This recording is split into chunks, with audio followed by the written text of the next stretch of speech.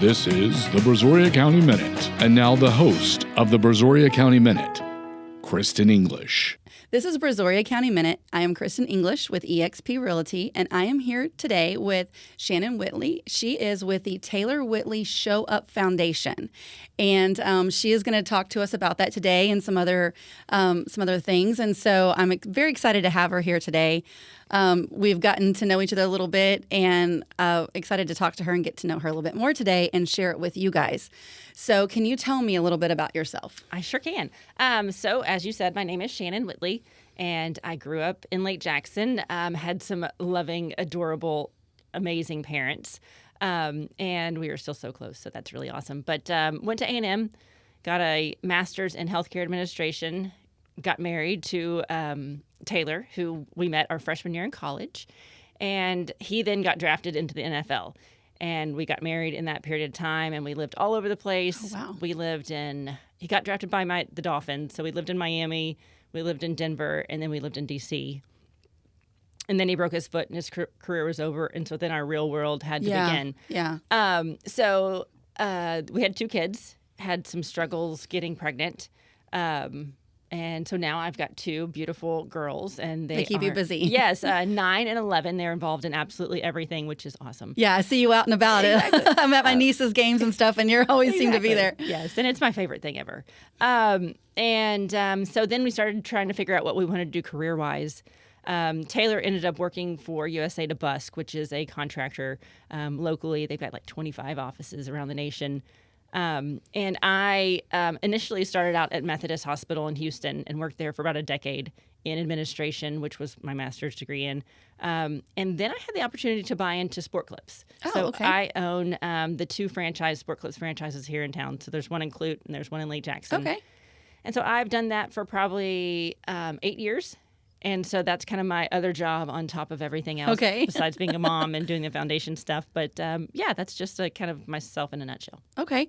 So tell me how you got involved in this foundation. Okay. So Taylor and I were married for 14 years. And unfortunately, he, at 38 years old, he had a massive heart attack and passed away. And at that time, I was completely devastated. And I had to believe that there was something more than just that. Yeah. You know, like I'm pretty stubborn and hard-headed and thought, like, God, this can't be the end of this journey. Like, he was an amazing guy. I mean, he was an awesome father, awesome dad. I mean, he had high integrity, morals, character. Everything about him was just spectacular. Mm-hmm. And I just couldn't wrap my head around all of it, and I didn't understand any of it. But I knew it wasn't the end of things. And so it started when we went to a TBRM family camp. It's a Christian sports camp, but you go as a family. Okay. And while we were there, and Taylor was a camper there as a kid. And so then we went back as parents, and obviously took our kids. But there was a guy there that really latched on to Taylor. And he didn't have a father figure. And so Taylor, kind of coached him kind of the entire weekend. And as we were leaving TBRM, Taylor said, I really want to do something for that kid. He said he has a lot of potential, but he just needs some encouragement. And so we talked about kind of there were some options. He was going to U of H at the time, and he had 1 year left, and he was talking about how he was struggling to pay for the rest of his school. And Taylor said, I'd really like to pay for his school. I'd really like to pay for the rest of his college. So it was probably 5 days later that Taylor passed away. So this is pretty immediately after that situation. And so a few weeks went by, and I kept on thinking, what can I do? And I was like, I need to follow up, and I would like to give that kid a scholarship on, kind of in memory of Taylor, because that was just like, his legacy and what he wanted to do, and maybe I could continue to carry it out. So we ended up giving him a scholarship, and I had posted on Facebook and said, in memory of Taylor, we gave a scholarship. And like 3 weeks later, somebody sent me a check in the mail for the Taylor Whitley Scholarship Fund. Well, there was no such thing. Right. And I thought, well, that's interesting. Well, and I couldn't cash the check because there was nothing, set up. Yeah, nowhere to cash it. And I thought, maybe that's something that I would like to do. Maybe talk about an open door, right? Oh, God just does really crazy things. And so I thought, maybe that's a thing. So I kind of thought of how I wanted to do that, talked with some friends who all knew Taylor really closely. And we thought it would be awesome to give out scholarships for character because Taylor was all about character. He believed the best in people, and he believed that character could take you farther in life than so many other things. So true. And considering he wanted to encourage that kid, we decided we were going to do it for high school and college age kids because those are the ones that are in kind of that crux of position trying to decide, they've kind of gotten out of their childhood and trying to decide who they want to be as an adult. And we thought if you can encourage somebody at the right point, absolutely, then it could make a profound impact on their future. So to encourage them to keep on going. So that's what we did. We created a foundation called the Taylor Whitley Show Up Foundation that highlights and recognizes high school and college age kids with exceptional character. Okay, so the scholarship is for college age kids as well, not just high school. So it's high school juniors and seniors. Okay, and then it's actually college students, anyone who's enrolled. So it actually doesn't even have to be a college age student. Okay, just someone enrolled in college. Someone enrolled in college. Okay, awesome. Because those people are making a career change, regardless of what age they are. Yeah. So when we started out, I kind of thought, okay, I will personally fund, maybe 3 scholarships a year, and thought, no problem, I can do that. And I kind of thought, I was like, I'm going to give myself a goal. I'm just going to try to make it for 3 years. See what happens in 3 years. If it takes off, great. If it doesn't, then I kind of did my duty and I tried. Yeah. So then Taylor's former boss kind of caught wind of what I was doing. And he said, I really love what you're doing. And it's all about the character of Taylor and, continuing his legacy. He said, I want to get involved. And this is a huge company. This is not just a small mom and pop kind of shop. Yeah. So they kind of took me under their wing and took the foundation under their wing.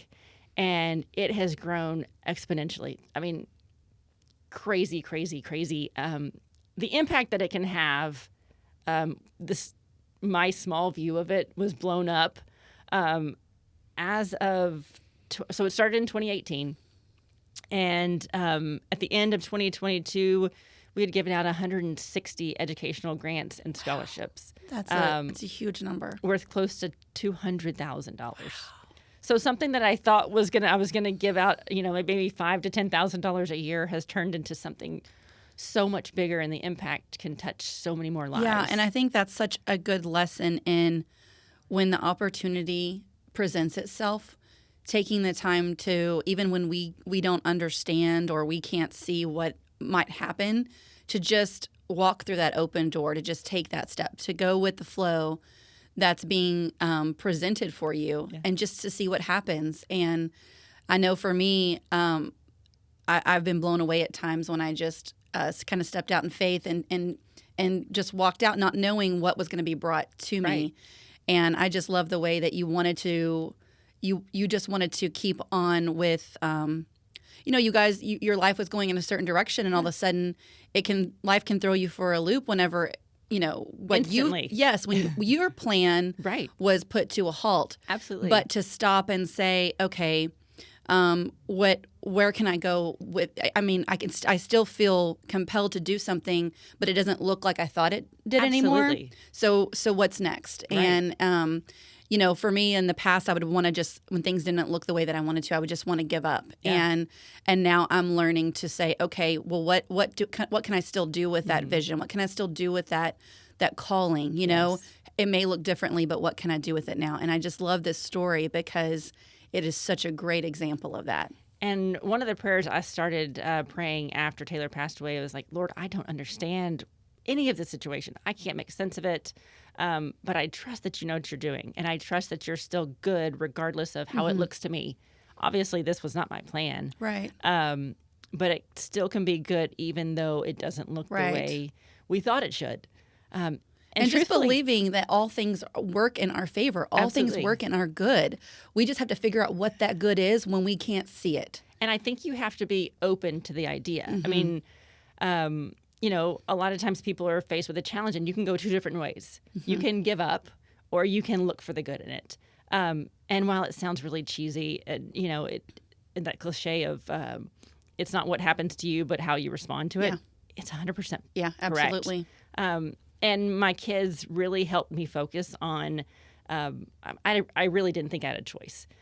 It was all about my kids, and I wanted to make sure that they still had a full life. If I had given up, I would be giving up for them too. Because they were young when this happened. They were 7 and 4 when Taylor passed away. So I was all they had. And so it was up to me to still raise 2 beautiful girls with every opportunity that they could possibly have. And so that was a really big driving factor for me because at such a young age, they had such a traumatic experience that most adults don't even have, much as a kid. And I thought, they're watching me. Everything I do, they're watching. They're looking for an example. They don't know how to respond. And I really didn't know how to respond either. And so we just took every step in faith thinking, okay, God, what is next? Because I am lost. And sometimes it takes you to get to that point. And I'm a control freak, so I like to plan things and I like things to go. And especially when you're that type of personality and your plan gets totally thrown off balance, you're scrounging for things. Right. Like, what is it? And the foundation really provided an opportunity to put that Taylor's legacy into something else and see the impact that he could have while he was not here to do these kind of things. But isn't that what it's about? I mean, don't we all want to leave a legacy behind that our life meant so much while we were here that it continues to mean even more once we're gone to those that we've left behind? Absolutely. But the funny thing about Taylor is he hated attention. So he would be like, I've thought back and forth about this. I was like, I wonder what Taylor would say about all this. And he would hate that it has his name in it. And I don't know if you had met Taylor or not. No, I hadn't. But he was, he couldn't hide. He was almost 6'5", 320 pounds. So you walked in a room and he couldn't was miss there. him. Exactly. But he didn't want attention. And that was really probably what made him so amazing because he didn't want any attention. He didn't want any credit for anything. And so he just kind of did it on the back end. And it was just who he was. And I even think about that now. The foundation could probably reach more people than he would be willing to reach because of his personality. Yeah, that's such a good point. Yeah. And it's tough for me, though, because obviously if I could pick it, I would totally pick Absolutely to have it back. Yeah. So while it's awesome, it's still kind of bittersweet. Yeah. So I can imagine. Yeah. Can you tell me about what the foundation has been doing since it started? What year did it start? Did you already say that? 2018. 2018. So Taylor passed away August 1st of 2018, and I think our first official Show Up Foundation scholarship was that Thanksgiving. So 2018. So since November. then, what all have you? I know you. Did you say the numbers were total? That's the total. Yes, that's the total. All right. But wanted to make sure we covered that. Yes, okay. absolutely. And so it's grown exponentially. The awesome thing about the foundation and the scholarships is that they're based on nominations only. So you can't apply for a scholarship and you can't apply for a grant. On our website, which is TaylorWhitleyShowUp.com, there is on the upper right hand, it says nominations. And so anybody can nominate any kid that qualifies within the age or the college registration. We've been able to partner with our local schools. So every school within our lower Brazoria County, they get standing scholarships. So they have standing scholarships for the next 5 years. They get a minimum of $2,500 per school, and they have to decide. Okay. There's no application. They still can't apply. Whether the school decides how, I think it's either a student group or a teacher group decides who should be awarded, and they give me names, and then we just give them out. So we've partnered also with the FACS. Once a year, the FACS takes community nominations, and then the FACS awards Show Up Foundation grants and scholarships. Okay, so what would you say is the biggest hurdle for the foundation? Is it to get donations, or is it to get applicants? What is it? Or not applicants, Yeah, but yeah, nominations. Nominations, yes. Absolutely. I think nominations is the hardest thing to get.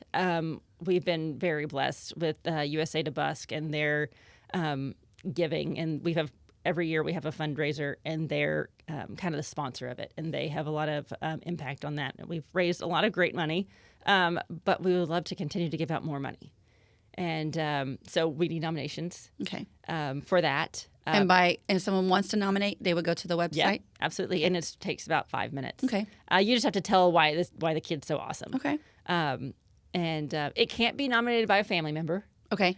But outside of that, there's really no record. So it could be like a friend, a teacher, coach. Right. Absolutely. And also there's no demographic. It doesn't have to be just this area. Like if the kids, it can be anywhere. It just happens to kind of have been focused around this area just because that's where I live. Yeah. Makes sense. And so what I'm trying to do is get people in different areas to be responsible for giving them out, because right now it's just kind of me. And so that's a little bit of a constraint, is just me giving them out. So really anybody can give them out. Okay.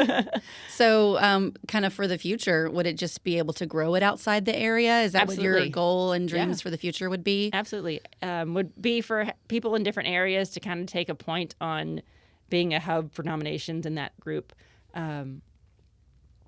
Would be the easiest way for it to grow. Right now, I think the constraints are nominations, but also my time. Yeah, because you're only one person, right? Exactly. Yeah, and I kind of think that leads to the next question I wanted to ask you.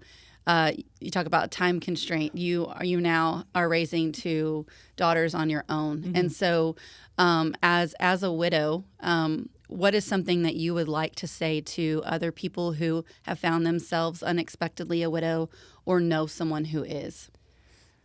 Oh, goodness, that's a really hard question. I could talk forever on this.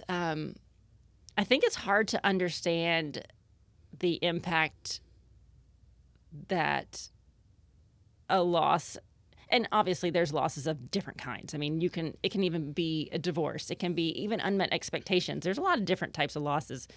But as far as mine, I didn't realize how much one loss would be on my entire life. I mean, it impacted every aspect, from parenting, from finances, from home maintenance. Absolutely. Yeah. I mean, I've had YouTube has taught me a lot about how to fix things around the house. But absolutely everything. You know, your dreams were set based on your family, right? And your dreams are now totally changed. I mean, my life now is a whole different life than what I had before. Not to say that it can't be good. It's just very different. Yeah. And I think that everybody grieves differently. And I would have loved for somebody to say, oh, you know, here's some instructions for how to get through grief. But unfortunately, there are not any. And I actually had to make up some boundaries for myself in the first year, because I could easily feel myself that it'd be really easy to fall into a way to kind of mask all the hurt, you know, whether it be alcohol or whether it be, shopping or, like trying to cover up extreme busyness. Absolutely. So I kind of put some things into place, like just kind of, because I was like, I'm not thinking clearly. Mm-hmm. I don't even know where I am at most points in time. And there's a certain thing called a widow fog. And I was like, I don't even know what that is. Your brain just doesn't work as well as it previously did. I don't know if it's the trauma. I don't know really what it is. It might be your body just like going into a kind of a protection cocoon, so you don't have to feel everything all at once. It might be, and it took me probably 3 months to even get over the shock of. I mean, because for you it was very sudden. Absolutely. It wasn't something that you knew was coming. Yes, and Taylor traveled for work a lot, and so it kind of felt like, oh, he was still coming back. Right. But it took me a while to even get over, the realization that this was really my life. My husband's gone, and it's forever, and I'm a single mom, and. It's like you wake up in the morning and your eyes open. You're like, oh, wait, this is real. This is real life. It probably took about 2 years. Sorry. No, that's okay. It probably took about 2 years for me to roll over and expect that he was there. Yeah. Well, because you guys were married for how long when he passed away? We were married for 14 years, but we had been dating for about 5 years before Yeah, that. so that's 20 years of your life. Of course, it's going to take a couple years to. And he was all I knew. I mean, we started dating our freshman year in college. I mean, so we grew up together. And it was one of those things that you knew that you could get through anything when you had your person with you. Yeah. But when your person's gone, it's a whole new ball game. So To dig deep within yourself and and I still can't understand it. There are so many different things that I think, man, why God? Like, and you really have to go back to thinking that, like God's ways are higher than ours and his thoughts are way higher than ours. And there's just certain things we're not going to understand. Yeah. And you have to be okay to still move forward with not understanding. I had to give up my want to have to understand everything because I think I would get stuck. Mm-hmm. You'd get stuck in trying to figure out or trying to blame something or trying to think, can I do something different? None of those things matter. Yeah. The end is still the same result. And I think you said it earlier that it's easy to give up hope when you don't see God working in the ways that you thought he should.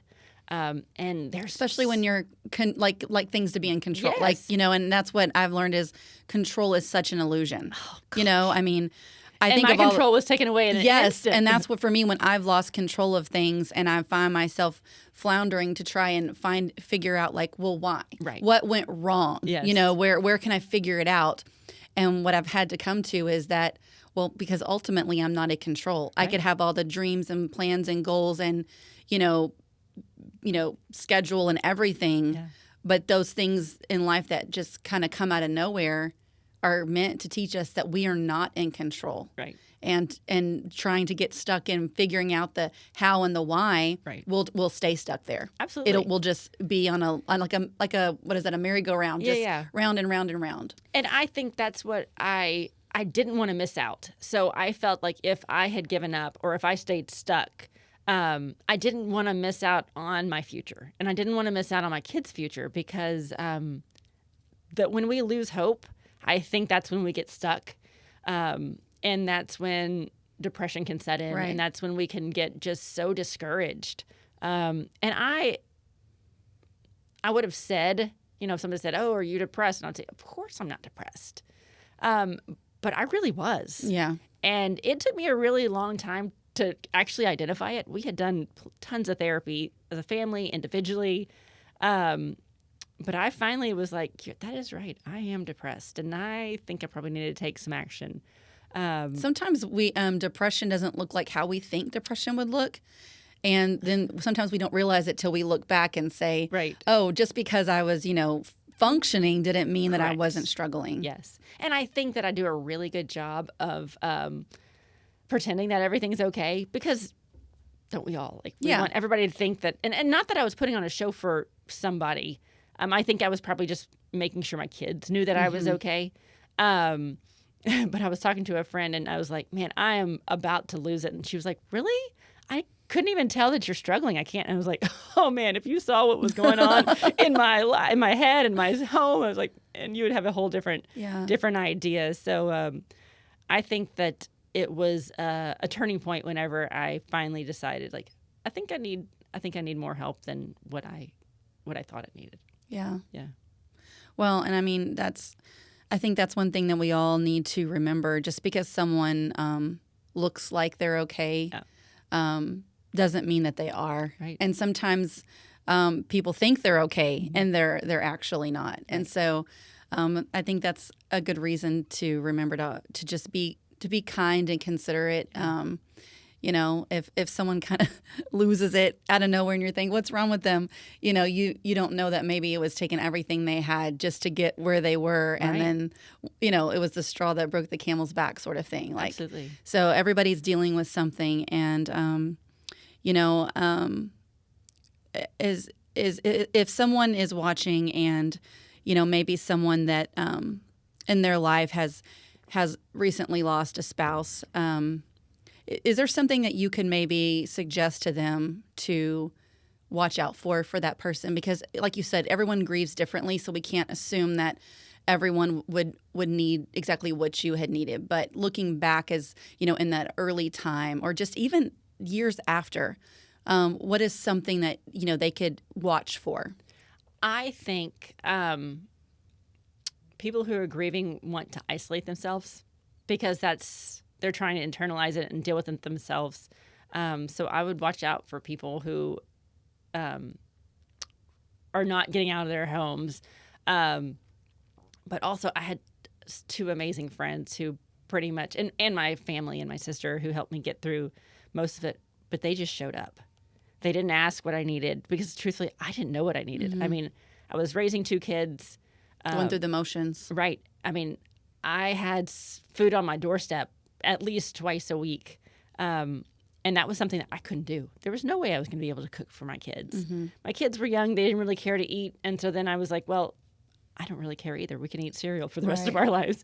So my friends would help with my kids. Friends would help with food. Anything that, it's those daily tasks that are just so much harder to do than they were before. Yeah. So and then all of a sudden you have more of them because when you lose your partner in life, right? I've been married for almost 25 years, and I know that like we kind of just fall into this role, right? And he does things and I do things, and you don't really notice that they're not doing them unless they don't get done, right? And I think that would be a thing too. It's like all of a sudden there's not someone to do those things that they've been doing, and you don't think to do them because you don't usually do them. Right, exactly. I definitely had to hire more people to help with my yard. Yeah. Those were not things that I could do. And every time I went out to take the trash out, I'd say, damn it, Taylor, this was supposed to be your job. I'm not supposed to take it. So his job was the trash. Right. And I was like, damn it. You're not here to take out your trash. But it's just those little things that really make an impact. And it was all about my friends and family showing up for me. And that's even the crux of the entire foundation. The story of how the Show Up Foundation, so I kind of told you how the scholarships kind of went, but how it got named was at Taylor's funeral. This was the first time I had heard this story, but Taylor's best friend, Jeff Hangartner, was telling this story in his eulogy, and